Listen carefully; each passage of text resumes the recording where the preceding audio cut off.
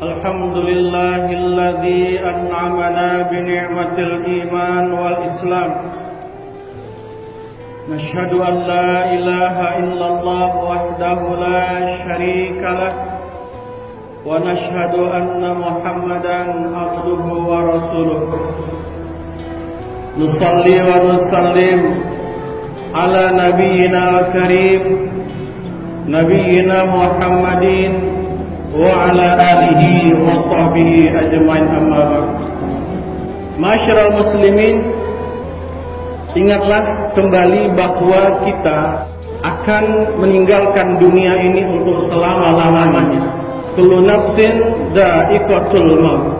Imam Ghazali mengatakan bahwa kematian bukan akhir dari kehidupan, tapi kematian adalah awal dari kehidupan yang sebenarnya, di mana kita akan menempuh perjalanan kehidupan yang cukup panjang dan panjang.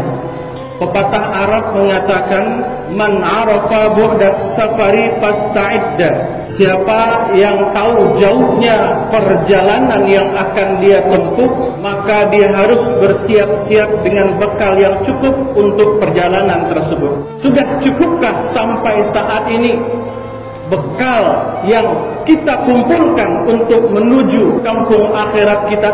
Sebelum kita menjawab cukup atau tidak cukup, saya mengajak kita semua untuk bercermin kepada bekal yang dikumpulkan oleh seorang ulama kita yang bernama Imam Tirmizi.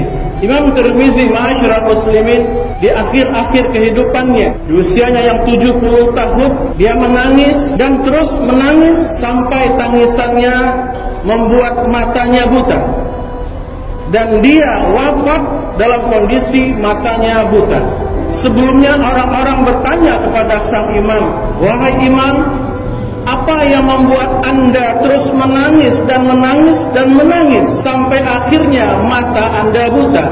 Jawaban sang imam adalah, saya terus menangis karena saya masih mengkhawatirkan tentang bekal yang kukumpulkan selama ini untuk menuju akhiratku. Apakah dengan amal ibadah yang kukumpulkan selama ini bisa menyampaikan aku ke surga Allah atau tidak? Ma'asyiral muslimin, Imam Tirmizi sebagai seorang imam hadis yang hafal ribuan hadis, yang hafal Al-Quran, yang berarti setiap hari dia harus merojaah, mengulang hafalannya minimal 2 juz, 3 juz setiap harinya. Imam Tirmizi yang tahajudnya tak pernah lekap, Imam Tirmizi yang duhanya tak pernah bolong, Imam Tirmizi yang puasa Senin Kamisnya tak pernah dia tak lakukan, salatnya tetap berjamaah, waktunya habis untuk mencari ilmu, sedekahnya setiap hari, masih mengkhawatirkan apakah bekal yang selama ini dia kumpulkan cukup atau tidak untuk kembali ke surga Allah Subhanahu wa ta'ala.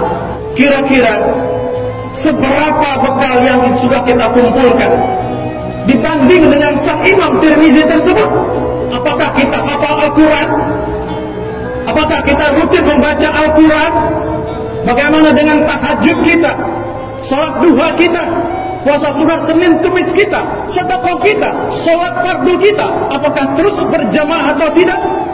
Masyarul muslimin, jauh dari cukup. Kalau bekal yang kita kumpulkan tidak cukup, artinya kita masuk ke dalam neraka. Di samping bekal yang harus kita kumpulkan sebanyak-banyaknya, walaupun itu tidak akan cukup, namun di sana ada cinta Allah Subhanahu wa ta'ala. Dengan cinta Allah yang kita berharap kekurangan kita Allah tutupi, dosa kita Allah ampuni, sehingga Allah mengatakan kepada kita, fadkhuli fi ibadi wadkhuli jannati, dengan segala kekurangan-kekurangan kita. Ma'asyiral muslimin, cinta Allah setiap hari Allah tebarkan. Namun cinta Allah yang benar-benar Allah tebarkan lebih daripada hari-hari yang biasa, itu ada di 10 pertama bulan Zulhijjah. Baginda Rasulullah SAW bersabda dalam hadis sahihnya, ma min ayyamin al-amalu shalih fiha ahabbu ila Allah min hadhil ayyamul 'ashr. Qalu wala jihad fi sabilillah ya Rasulullah, wala jihad. Rasul berkata, tidak ada hari-hari di dalam setahun itu di mana amal soleh yang kita kerjakan paling Allah cintai daripada hari-hari ini, yaitu 10 hari yang pertama di bulan Zulhijjah. Masyaallah muslimin, Allah cinta dengan amal soleh, salat di awal waktu berjamaah. Tapi salat awal waktu yang paling Allah cintai adalah salat awal waktu yang insya Allah kita laksanakan di 10 pertama bulan Zulhijjah. Allah cinta dengan salat tahajud kita setiap malamnya. Tapi sadarlah kita kekurangan kita, mari kita tutupi dengan jangan kita bolong salat tahajud kita setiap malam kita, khususnya 10 pertama bulan Zulhijjah. Karena apa? Salat tahajud yang paling Allah cintai adalah salat tahajud di 10 pertama bulan Zulhijjah. Kalaupun selama ini masyarakat muslimin duha-duha kita masih ada yang bolong, tapi marilah sadar kita, rebut cinta Allah dengan tanpa melalaikan sholat duha kita. Karena sholat duha yang paling Allah cintai adalah sholat duha yang kita kerjakan di 10 pertama bulan Zulhijjah. Mari kita azamkan, kita tekadkan di 10 pertama awal Zulhijjah, jangan ada hari berlalu tanpa kita bersedekah di jalan Allah Subhanahu wa taala. Karena apa? Sedekah yang paling Allah cintai adalah sedekah yang kita keluarkan, yang kita serahkan di 10 pertama bulan Zulhijjah. Semua ini masyarakat muslimin, amal-amal soleh yang insya Allah kita kerjakan, cintanya Allah kepada amal soleh tersebut mengalahkan cinta Allah kepada amal orang berjihad di jalan Allah Subhanahu wa ta'ala. Mari masyarakat muslimin, sadar kita bahwa bekal selama ini masih jauh dari cukup. Tapi mari kita dapatkan cinta Allah Subhanahu wa ta'ala. Marilah segera kita bertekad, kita berazam sejak saat ini. Kita mulai dengan tahajud kita, lanjutkan dengan salat berjamaah subuhnya, lanjutkan dengan duhanya, lanjutkan dengan sedekahnya, terus sampai akhirnya selesai 10 pertama bulan Zulhijjah. Masyarakat muslimin, mari sama-sama kita sadari bahwa kita pasti meninggalkan dunia ini.